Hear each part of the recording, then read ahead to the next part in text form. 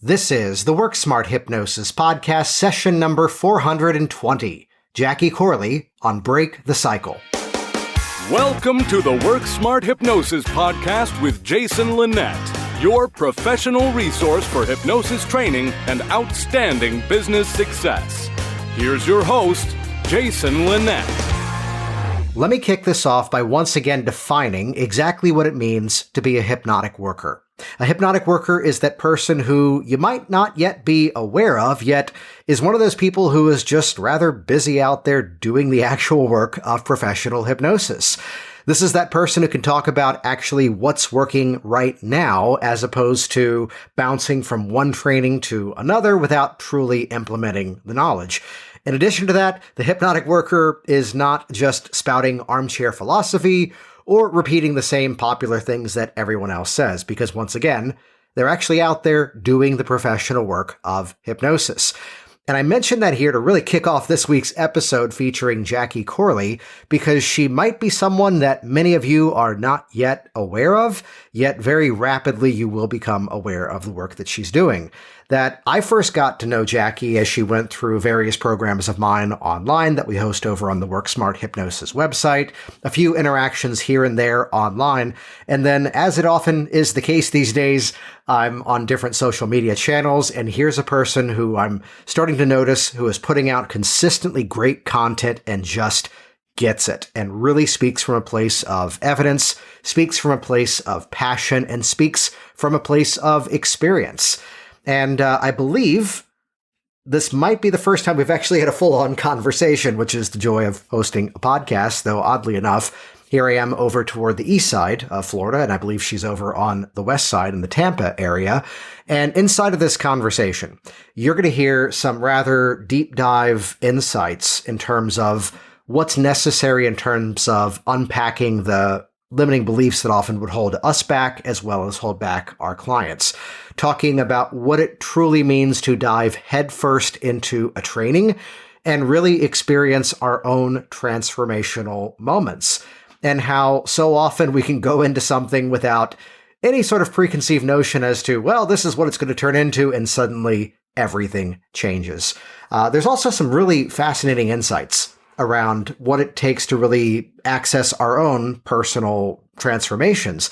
How so often we run into people who somehow have convinced themselves of the story that they have to have everything figured out, everything sorted in order to be qualified to help others. And we're all kind of on this journey together. And we would be amiss to not dive in, of course, to what she's currently doing to actively bring in high-quality clients into her business. So this whole theme of break the cycle and all the work that Jackie shares inside of this episode, while again, it may not be a familiar name yet, it's one that I know you're going to hear more of in the future.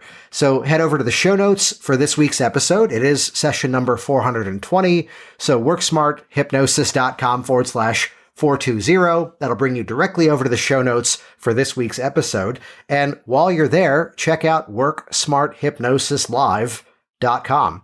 This is the live online certification training that I co-host along with Dr. Richard Nongard, which is one part a guided tour through my Hypnotic Workers program, but also, as so much of the work has now completely migrated online, if there's any hesitation or doubt or lack of certainty or confidence in your work with clients online, it kind of makes sense to dive deep into the work and actually engage with it online. Now, here's the interesting thing. If you haven't yet spent time over on that WorkSmartHypnosisLive.com page, it's that traditionally about half of the people are completely brand new to hypnosis, and this is the first official training that they're doing.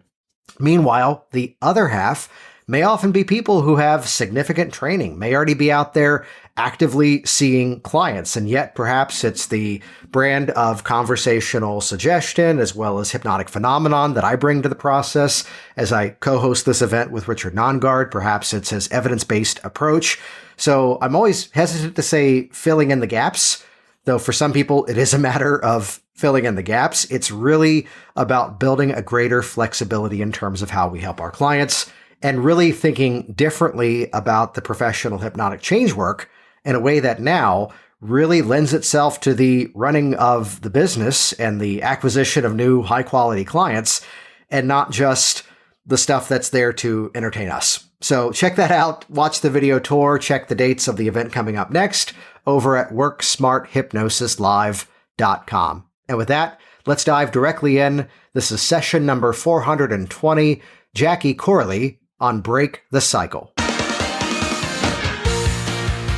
My first introduction to hypnosis was actually when I was a high school English teacher. So I've always loved language, and I went to school to be able to teach high school.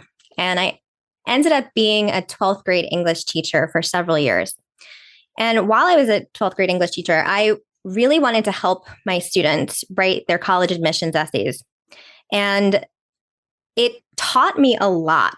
And it ended up being, taught me a lot about hypnosis without me being aware of it at the time. So these essays caused a lot of stress for these students because there was this external pressure of somebody else reading it, of judging them. And then there was this internal pressure of, am I good enough? So when I first started teaching, I read through all of the admissions essays that worked for college admissions. And I found that there were a couple of key strategies, and there was a formula for it of what was making essays work and what was making them not work. So I compiled this formula and all of these strategies, and I delivered it to my students. I'm like, this is going to help you write these outstanding essays. And I had a really hard learning lesson in that moment because they weren't able to write essays that worked. And I was really shocked by this, Jason. I went, ooh, I'm missing something here. So I got out of teacher mode and I got into listening mode. And I had some students who would come to me after school, come to me on their lunch period, and they would just start sobbing. And I go, what's going on? What's going on here? And I would hear it. And they'd say things like, I don't really feel like I have anything valuable to say. I don't feel like I can do this. I'm not a good writer. And I'm just so overwhelmed. So I realized in that moment of listening to these students that I was going about this the wrong way. Because what I was doing, if we look at the cycle of a limiting belief and how this cycles, what I realized is that we can have a limiting belief that impacts how we feel and what thoughts we think. So they believed they didn't have anything valuable to share. And so they'd have these disempowering thoughts. When it came to taking the action to write these essays, it was coming from that place of disempowerment. They were blocking their creativity and blocking what was possible for them. And so they'd write these essays and they get the result of it not working. It wasn't a good essay. They didn't feel good about it. I'm going to ask you a dangerous question here, and I need to pre-frame it first. Are you still teaching? I am not. Okay. So now I can ask the question. Which is, to be fair, it's no strike against you, but that's a model of how a lot of education has shifted. I think back to, I think you and I are kind of around the same age, and it was my junior year of high school. So this would have been 1999 or 2000. And it was the history teacher explaining, and this was the first year that they did the SOLs, Standards of Learning test in Virginia. And he just explicitly said, I have to teach you this year in order to pass a test. This is not how I teach. We're covering American history from the end of World War II toward the end of to the end of the Vietnam War. I'm going to teach this class so everybody can pass the exam, yet I'm going to teach it still the way that I've always done it, by exposing you to the culture. We're going to listen to the music. We're going to listen to the speeches, and you're going to see what was underneath everything, as opposed to just, here's the system to get the grade on the exam. Right. Yeah. It was a total shift in my mindset around teaching, because I realized I needed to come into this with a different approach. So instead of just teaching them the strategies, I said, we have to get them out of this mindset of, I can't do this. I don't believe that I can have anything valuable to share. I had this one student in particular, and I love this story, Jason. He came to me, and I was kind of in this crowded corner of this office with one of those big giant computer monitors, the ones like in the early 2000s. Oh, yeah. That take up the whole space. And he comes in and he puts his head down on the desk. I haven't met the student. He has his head face planted, and he hands me this essay. And I hear all the beliefs, the limitations. He's like, I am more of a math science person. I don't feel like I can write like this. I hate this essay. This is the worst thing I've ever written. I just went to college counseling and they told me that I need to come to you. Please help. And so I said, instead of doing the approach that I had before, where I was like giving him all these strategies, I started to question those beliefs. And I said, is it okay? Like I asked him permission. Is it okay if I ask you a couple of questions? And I said, this is your first time writing for this audience and in this style, isn't it? And he said, yeah. I said, so doesn't it make sense that this is your first time doing it, so you wouldn't know how to do it yet? And he nodded. He goes, okay, yeah, that makes sense. And I said, and the math science thing, I actually have a formula. I'm assuming that's what you mean, is that you work better with formulas, right? He said, yeah. And his eyes started to light up. And I said, maybe we just haven't found the angle of your story yet. Maybe we just need to ask some more questions. And I watched in those couple of questions, he went from this place of limitation to all of a sudden he was open to possibility. Yeah. And I read through his essay and it wasn't very good. He had written his first draft about being on this flag football team in 8th grade. And he was being bullied by the opposing team because he was short. And he ends up being able to maneuver past them and scores the touchdown. But then he transitioned his essay into talking about his decision with his doctor and his parents to take human growth hormone to become taller. And I started to push him a little bit. I'm like, do you really mean to come across that if you're bullied, you're going to inject something into your body to grow taller so you don't get bullied? And he's like, no, that's not it. I said, what was the process like of you doing this? And he said he had to inject himself every single day. I said, did you like doing that? He goes, no, I'm afraid of needles. Yeah. He's like, I hated it. It was painful and I hated it. I said, so why did you do that to yourself? It was because you were being bullied. And I'll never forget this moment. He just had his power come back online. And he said, no, it's because I wanted my exterior to match who I am inside and who I know myself to be. And I did that because I decided that that's what I wanted to do. And I made this commitment to myself that despite the pain, despite the fear, I was going to do this every day because I decided that that's what I wanted to do. Wow. And my whole body came in goosebumps. And I shared with him the strategies after we shifted the belief and after his power. And all of a sudden he's like, I have to go. It's flowing through me. And he runs out of the office. He's like, I have to write this right now. And it was such a moment for me to watch someone go from stuck to unstuck and then also turn online. I think back to a kid who I worked with. He was going from middle school to high school. And the best anecdote of this kid was the fact that he was getting his parents to sell his video game system. He wanted to get more active with things at school. As he put it, he goes, I don't want to be one of those people sitting in a dark room just playing on a video game console. They were moving at the same time. So like no one from the middle school going to the new high school was completely different change. And he was the son of a man who I helped to quit smoking with hypnosis years ago. And it was the dad calling me and going, my son just said something brilliant. I don't think I'm smart enough to help him out. What's going on? It's just bring him in. And it was, I can't wait to reinvent myself and be the person I really am. Wow. And kind of like what you said, it's like, this is now a new audience that isn't holding on to the story of the old perception, which as he put it, he goes, it's not that I'm trying to be someone that I'm not. It's I'm trying to step more into who I actually am. Right. And it's really powerful to watch someone go through that process of like, oh, I can do it. I can be this person that I set myself out to be. The following day, the college counselor came up to me and she had a piece of paper in her hand. She goes, have you read his new essay? And I hadn't.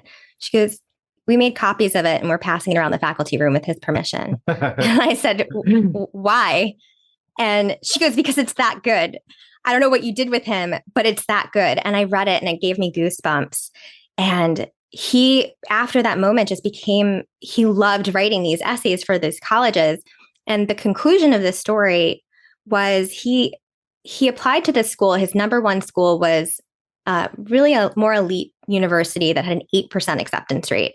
And his scores and his grades weren't up to speed with what they were looking for. And their college admissions officer, one of their college admissions officers called our college counseling department. And they said, we know that this is his dream school. And he's just not, we can't send him an acceptance letter.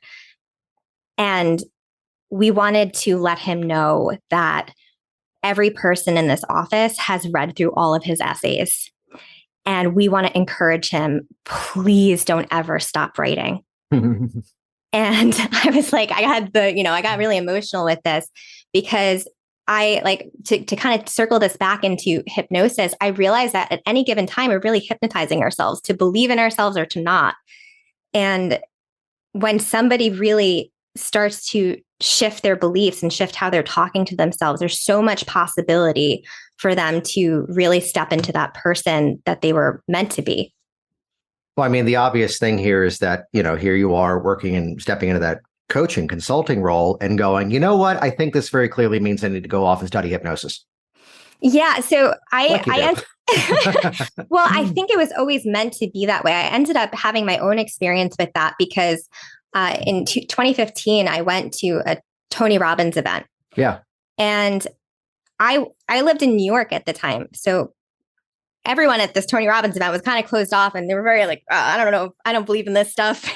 And I got there and everyone was closed off. And by the end of the third day, I saw these grown men, these tough New Yorkers, like hugging each other and vulnerable and sharing and connecting with other people. And through that experience, I was like, I feel more connected to people than I ever have before. And I had gone into that event with my own limitations. I had lost a series of family members, including my mom, over the course of 5 years. And I just watched all these people I love suffer and die. And I inherited my childhood home. And when I went to that event, I was stuck. Like, I felt like I'm never going to leave teaching. I'm never going to leave this particular job. It's okay. I'm not going to sell my childhood home. I'm never going to be able to do anything else because I just got really stuck. And after the 3-day event, the exact opposite was true for me. I went from I'm never leaving my house to there's no way I'm staying here. Yeah. There's no way I'm doing this to myself for the next 40, 50 years where I'm staying put. And within a year, I was able to leave my job, sell my house, move across the country, start a radically different life. And so that really got me looking into what did he do? What was it that caused me to be able to radically change? And when I did that research and I looked into it, I realized he was doing NLP and hypnosis. And that's what really inspired me to start learning. Well, I'd go to just a personal connection on that, which was that I've never gone to one of the full events, yet here's the time. It was maybe 2 years ago that, as he has connections and associations with Russell Brunson and the ClickFunnels world, it's their funnel hacking live conference, which, hey, you're local. It's in September. You should come. It's awesome. And it was that, he's going to be the closing speaker. The first thing I heard was it's slated for 2 hours. He's probably going to go for 5. Yep. He did 6.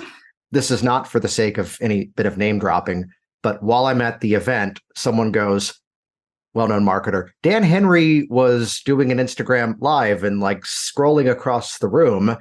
And I saw you jumping up and down with everybody. What's up with that? I'm like, I've never been. And a big learning strategy is to step into it 100% without the preconceived notions and judgments, and then make assessments afterwards. Right. And it's I'm here. I could be cynical and, am I saying this out loud? Be the person who's not participating and just using it to build their social media channel. Oh, was that out loud? And instead, be the person he's doing all right. He's doing fine. And instead be the person to dive into it and go, what would happen if? Right. If instead we're only, the joke I'd make is there's a running gag, and you've seen this, in the self pat on the back. Yeah, it's the more we're doing that, though, we're also putting our hands over our ears and just ratifying the stuff we already believe. Yeah. Yeah. And it's so true of going into it 100% and just being open is what I found works for anything that you're doing. Just go with it and be open. I found that even with my clients now, the ones who are the most open to it working, time and time again, have the biggest breakthroughs because they're just open. I'm waiting for it, Well, let's dive into that for a moment here. there's that difference when the conversation with the potential client is perhaps I really need this to work. I've tried everything. I really need something to help, versus I can't wait for Thursday because just enough is enough. Yeah. What do you see as the pathway to help to get that into the appropriate motion, that as much as, it's not even for the sake of placebo, it's for the sake of, it's the person who fully believes in the process and is ready for it and this is amazing too, they're going to be compliant. They're going to show up to their appointments. They're going to use the stuff you teach them. And very likely, I was sharing with you before we hit record that there's a video we send in one of the programs that I do now, which is, hey, now that you're in, here's the case studies in further detail that you saw of people's successes. That's probably why you joined this program. Here's this person. Here's the history that we track. They made use of all of their coaching calls. They did the work. When they got stuck, they asked questions. And we're not going to call out the name, but here's the person who got frustrated in the same week as this person having this incredible win. And they're the one who had the links to all the scheduled meetings, had the support channels, and never logged into the core library too. So, and it comes around to that priming at the beginning. So I'd be curious if there's anything specific that you're now doing to raise up that energy at the origin of the process. Oh, that's a really good question, because that was a big learning opportunity for me, because I've run this program that I call The Process twice now. And I've learned that now the pre-framing of, being open to this working, the people who show up and who are also really believe that this is going to work for them are the ones who tend to get the results. I had some of my clients who were like, what you said, I'm so excited for this to start. I can't wait. Can we start it earlier? Because I'm so ready to let this stuff go, versus the clients who, when I would listen to them, they say, I don't really know that this is going to work, but I'm willing to try it. And I found that those clients just kept showing up with I don't know if I really want to do this. Yeah. And the result that they got, it didn't, like, the things that they came to me with didn't move as much as the ones who showed up with this, I'm excited to get started and to let this go, and I'm so open to doing these processes. I had one client who, we did a Wheel of Life activity in the beginning of the program, and she admitted that most of the areas of her life, she ranked them 1s and 2s. And the highest that she had on that was a 5. And by the end of the 8-week program, because she was so open to it, she was having these radical transformations in our one-on-one sessions. By the end of the 8 weeks, I had her do the Wheel of Life again. And she said her lowest was a 6 and most of them were 8s. Nice. And I'm like, that's really remarkable. But it was because she showed up for herself. It was because she did the work. And so now I've learned exactly what you said before, is to pre-frame it in, here's how to be successful in this program. Here's how to show up for yourself. Here's how to do this powerfully.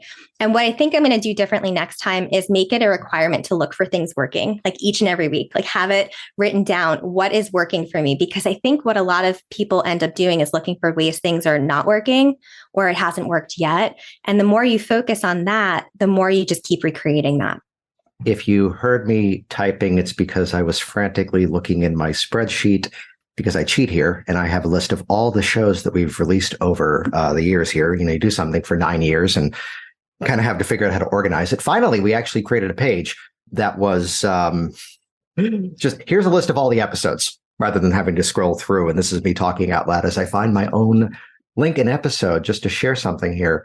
I love that insight, because to look for all the reasons that it's working, there's a admittedly oddly stream of consciousness episode that I did a while ago, and I'm not finding it right now. Type the word specific. Maybe that'll pop it up. Basically, this came about from working with the stop smoking category. And it was to get intentionally weird with a client and just to point out, okay, could I just call something out? You're going to start to notice some really unique changes that, let me just put this out there. I've been at this now for well over 20 years, involved with hypnosis, seeing clients for more than 15 of that. And just, you cannot shock me. Like the emails I've received of, can you help with this problem? Or here's the thing that I noticed that's differently. It's not that I'm collecting them specifically of this nature, but like I've got a folder in my email of all these messages that are like, my morning bowel movement is going so much better now that I'm a non-smoker. Thank you. I'm like, I'm so glad I get to be that person you get to share that with. Right. That the favorite one, I'm mad at you because I love coffee, but now that I've gotten into better shape, if I have that second cup, I'm jittery and it's pissing me off because I love coffee. And I go, second cup can be decaf, dude. Just it's that highlighting of these oddly specific things that are, not necessarily think of the stock image of the person standing on the scale, the arms up in the victory pose versus, hey, I put on the t-shirt and I didn't have that weird bump in my back right side where the muffin top was. Yeah. That having them look for those tiniest of wins. And it's those things that pile up over time. I got on the treadmill and I set it for 25 minutes and I actually did it for 25 minutes. Yeah. Yeah. I had one of my clients who she'd come to me and she's like, I keep self-sabotaging. And she almost couldn't get to the 2-mile mark in this daily exercise. She was like, I can never get to the 2 miles. I'm like, yeah, it's because you keep saying that you can't get there. And I said, you believe that so strongly that every time you get to the finish line, let me guess, like you get all of these negative thoughts. And she goes, that's exactly what it's like. And so we worked on that. And then the following day, she goes, guess what I did? I said, you got past the 2-mile marker. And she's like, I sure did. And it's like, that's a win. And, since the program, she didn't come for anything like weight loss, but since we finished, she said she lost 17 pounds. And one of the things she came into the program with is she goes, I just want to be able to look at myself in the mirror. That was her win. Yeah. I said, what would make this investment worth it for you? Looking in the mirror and being able to have some compassion for myself. And it was very interesting to watch that happen because at the end of the program, she was like, yeah, I can look at myself in the mirror and I support myself. And even her finances shifted because she came to me. She's like, I'm in a lot of debt and I have these creditors calling me and debt collectors. And I just wanted to stop. And I just refused to look at my financial situation. I said, do you see the parallel there? You don't want to look in the mirror and you don't want to look at your finances. And so we worked on the not being able to look bit.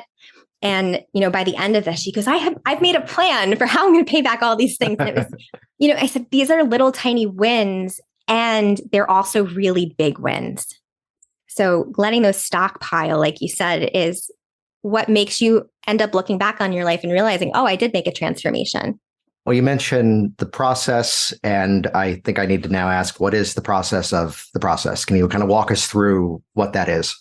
Yeah. So the process is an 8-week program. It has a group component and also individualized support. And we look at 3 different areas. So the first part of the process is getting clarity on what is it that you actually want and what are some of the areas of your life that maybe aren't working and what do you want instead? Because I think a lot of people miss this part. They're like, oh, I just don't want to feel this, and they're not clear on what it is that they're actually looking to accomplish. And if you don't have clarity, you don't know if you actually reach the goal or not. So we get clear on these areas, and then I help them using hypnosis and NLP to clean up the unconscious program, the background noise, the autopilot things that have been in the way, the traumas and the general negativity that they've been experiencing so that they can get rid of the stuff that's been in the way. I kind of think of it as like Michelangelo's David, how you chip away at all the things that aren't you. And then I have them decide the last part of that is conditioning. I have them choose, like, if without all of the programs of the past, without all of that in your way, who do you decide to be now? And then I help them to condition that new version of them, have the best parts of them show up, figure out like what values and rules do they need to have, and teach them things like self-hypnosis so that even when they're outside of the program, they can continue doing the work. Nice. Can you kind of just talk through what the journey was to then put something together of that nature that's, in the style of group program with some one-to-one and putting it together as a system as opposed to just let's do sessions. Yeah, so that actually came from you. So I have to give, a big thank you to you because I invested in hypnotic business systems about maybe a year and a half ago, because I didn't want to make the same mistake that I did the first time I had started a business, where I was really good at helping people, but I didn't understand the complexity of running a business.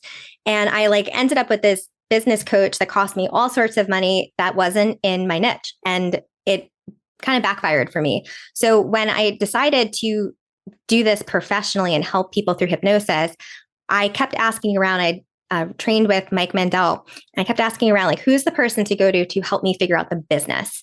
And everyone pointed to you. So I think we had maybe a couple minute conversation on Facebook Messenger.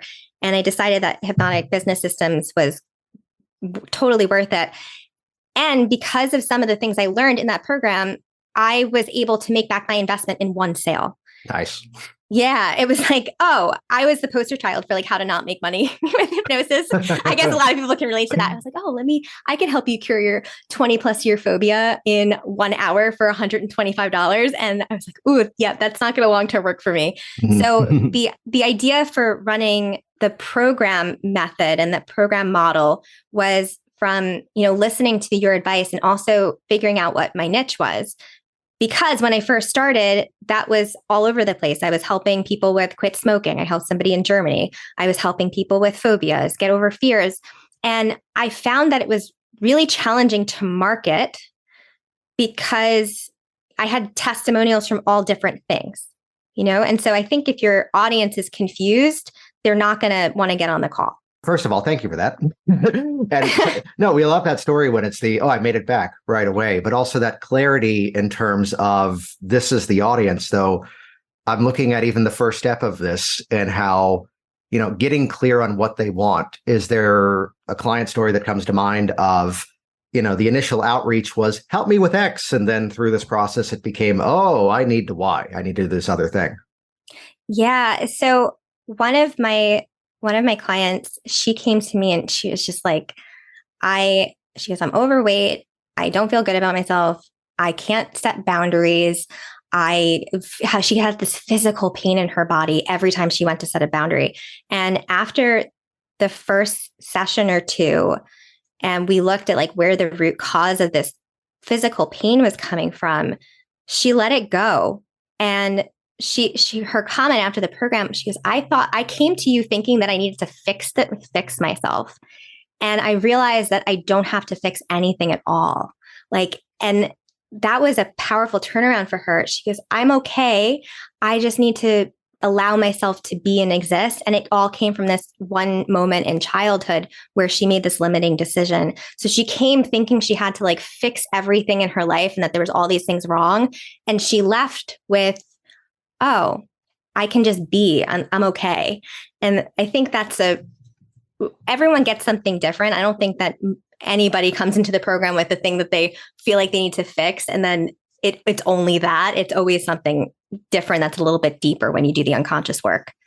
And then the last phase is that of conditioning that new version. Just to get into some strategies here, what are some of the ways that you help to make that happen?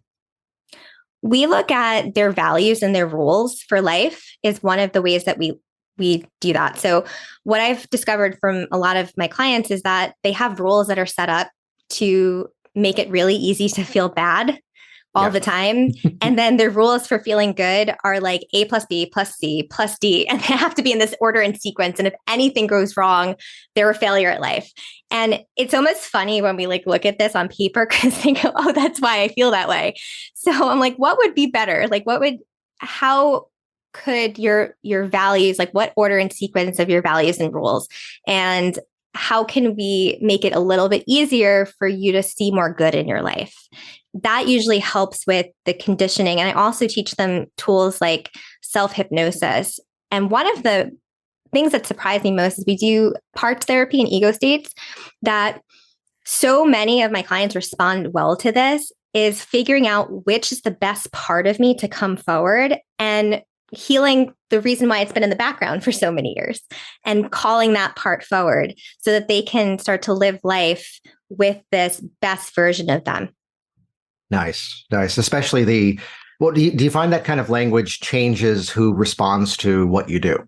And what I mean by that is that, I always would point out that the unfortunate stereotype of everything is falling apart, nothing is working for me, this isn't going well, nothing's going to help me. The people who would almost be, I hate to say it this way, the stereotype of who the public would almost think would be our clients don't tend to be the ones that are also reaching out and saying, I need help. It's usually that here's this part of life that is going well. Here's this thing that even I can look at and go, this shouldn't be this challenging. Mm. Yeah, I found that the clients who work with me, they resonate with, there's a part of them that wants this different life.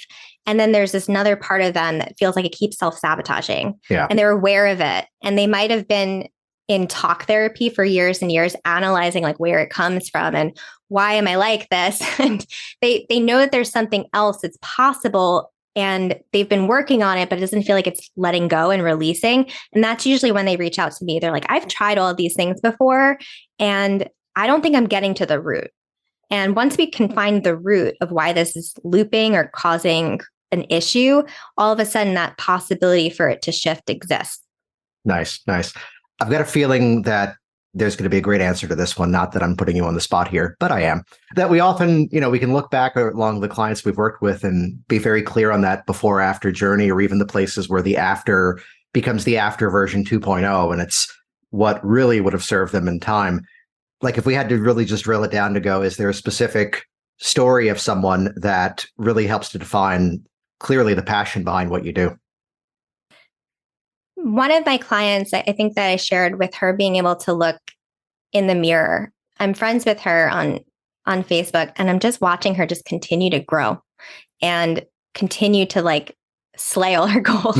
And it's remarkable to see people come in, I want to change and I don't know how to do it. And I love seeing people just take their power back. What I love about hypnosis and what I love about what I do is I don't really feel like I'm doing anything. It's their transformation. It's what they get to say that they did it rather than putting you helped me. It's like, no, you helped yourself. These are do with processes, right? Like you had to show up and be here. And that's what I think I love about this work is watching people show up for themselves and then getting that result and being able to carry that with them. And it's not just one particular story. It's just time and time again of seeing people get over these limitations. Nice, nice. I'd love to kind of transition the chat to part of the reason why I already knew of you. We'd already connected before. You went through a program of mine, and it was on TikTok. I start to see a familiar face. And I start to watch some of the videos and I'm like, oh, cool. And my whole premise of this program is that let's spotlight those people who I think are doing something very interesting in this hypnotic profession and let others know about it. So kind of talk us through what's working right now in terms of bringing people into your world. TikTok has been a wild experience for me because just about a year ago, I was really afraid of being on camera. And I had a lot of work to do on my own stuff about being safe, being seen, being safe, being heard. And I remember in your program or in one of the videos that you had made, you were talking about how you have to get on camera. Like you have to be in front of your audience because they're going to feel like they know you before they ever pick up the phone. And so I felt last year I was kind of hiding. My partner and I had started this YouTube channel called Better Life Hypnosis and Meditations.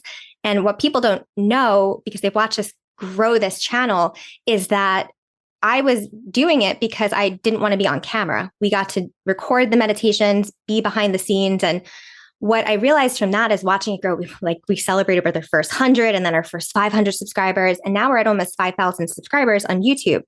And I've had so many videos that there's been hundreds of thousands of people listening to this. But what I realized from that was, wow, there are people who are in need of this, who are looking for this, who want to heal themselves. And here I am afraid of getting on camera and being seen. So I actually, in October of this past year, I didn't know if I was going to share this or not, but my cousin ended his life. And that was a moment for me, I went through so much grief with this because I didn't know he was suffering. And that was the catalyst for me being able to work on my stuff around being safe, being seen, and getting myself out there on video, because I realized, I mean, there are people out there who need hypnosis, who need what I do. And I have to stop being afraid of being on camera and being safe, being seen. So I ran the whole program, the process on myself first before I launched it to anybody else. And once I released the fear of being on camera, I was able to get a TikTok to go viral pretty much overnight. So I made this TikTok on Saturday. And on Sunday, I woke up and my calendar had 40 booked calls over 2 weeks. And I went, oh, it's on. Yeah. And it was like, it gave me so much a confidence boost, because not only was my calendar booked, but it showed me that the work works. You know what I mean? Like, I go, oh, I just released feeling safe, and being unsafe, and then overnight. So I found that what's working with TikTok, and what I love about this, is the people who are your audience are like, you get to speak very specifically to people who are looking for you. It's so great. And people are like, I resonate with this. And exactly what you said in your program, the people who got on the call with me to book calls, they were saying things like, oh, I feel like I know you. I found your TikTok. I feel like I know you. I like your energy. And that was a very distinct difference from being on the other side and just using my voice. It's that people do business with people. And, that fastest pathway is part of what you did there, of connecting with that audience. And, we all have our different ways of coming around to this specific phrasing, yet it's if you know this works so well and you firmly believe it works so well, how dare you keep it to yourself? And as that connection goes external, it becomes this obligation. It becomes this responsibility. And it's where the whole build up the motivation and all of that. It's, the line about, if you love what you do, you never work a day in your life. No, sometimes it is work. Yet that's the way I found to really kick that momentum back into gear. And that's incredible. Love that story. Thank you. Yeah. I feel like if I can give any, for anybody who's just starting out with hypnosis, is like, do the work on yourself, because that's what I've been doing time and time again. If there's a belief that comes up or something, I'm stuck, I go, oh, I have a process for this. Like, why? And the more you do that, like, the more I feel confident. Just even the fact that I'm on a podcast right now, like, this wasn't something that I thought was possible a year ago. And it feels a lot easier now that I've done all this work. And I love being able to help other people, because I think what we see as hypnotists and what we see as, people who do this work, is the transformation doesn't have to take a long time. And I think that a lot of people really do need this work, and we just got to keep showing up. Yeah, absolutely. And so awesome having you on here. For people to check you out and find out more, how can they find you? So my website is breakthecycle.net, and there's a hyphen in between break and the.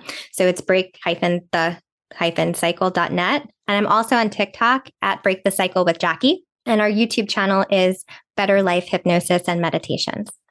Awesome. And this is going to be episode number 420. So you can find the links to all of that in the show notes over at worksmarthypnosis.com/420. That'll just redirect over, and all the links that we've talked about here will be highlighted over there. Before we wrap this up, any final thoughts for the listeners out there? Yeah, my final thoughts, I think I mentioned earlier, is just to keep doing the work on yourself and showing up for yourself. And that's going to make it more possible for you to feel this sense of knowingness, this sense of confidence when you show up for your audience. Hey, it's Jason once again. And as always, thank you so much for diving into the show notes for this episode. You can find that easily by going over to worksmarthypnosis.com/420. That'll bring you directly over to this episode to see exactly how to connect with Jackie, our phenomenal guest this week on the program. Check out her social links, check out her websites, and of course, while you're there, also check out WorkSmartHypnosisLive.com. hypnotherapist.com. We've got an event right around the corner, and I can safely say that even if you're listening to this several months after this episode comes out, as it's become one of our most popular events, one that, again, half the people typically are brand new diving in for the first time, and the other half are there to sharpen their skills, become more confident, creative, and flexible in their hypnotic change work, and a more business-oriented approach to truly serving our clients and learning this for the sake of actually turning it into a profession. So check out the video tour, check the dates and details right now over at WorkSmartHypnosisLive.com. We'll see you there. Thanks for listening to the Work Smart Hypnosis podcast at WorkSmartHypnosis.com.